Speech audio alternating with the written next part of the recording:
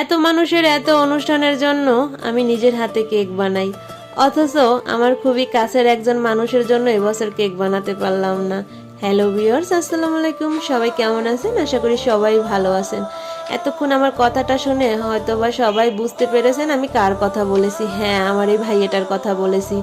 গেল কালকে 28শে নভেম্বর ছিল, আমার এই ভাইয়ের জন্মদিন ছিল, অথচ আমি তার বোন হয়ে ভুলে গিয়েছি। হঠাৎ করে সন্ধ্যার পরে মনে পড়লো, যাই হ্যাঁ, আমার তো ভাইয়ের জন্মদিন ছিল, আজকে তো আমার একটু কোনো মনে নাই।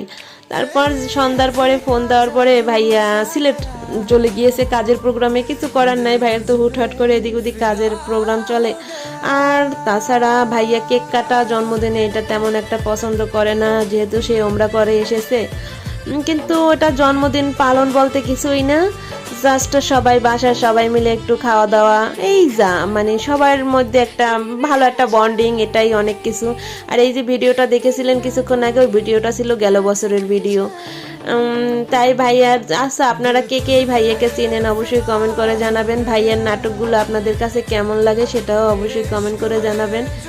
ভাইয়া তো এখন আর নাটক করে না, আপনারা অবশ্য তাকে এখন আর দেখতেও পাবেন না বেশি একটা, কারণ সে তো এখন নাটকের পরিচালক। যদি ইমার্জেন্সি কোনো নাটক মানে না করলেই না, সেটাই হয়তো বা করে। রিসেন্টলি একটা নাটক করেছে, ডিসেম্বর মাসে হয়তো বা মেবি সে নাটকটা রিলিজ হবে, আপনারা অবশ্যই দেখবেন। আর এই ভিডিওর মাধ্যমে আমি ভাইয়াকে শুভ জন্মদিনের অনেক অনেক শুভেচ্ছা রইল ভাইয়া।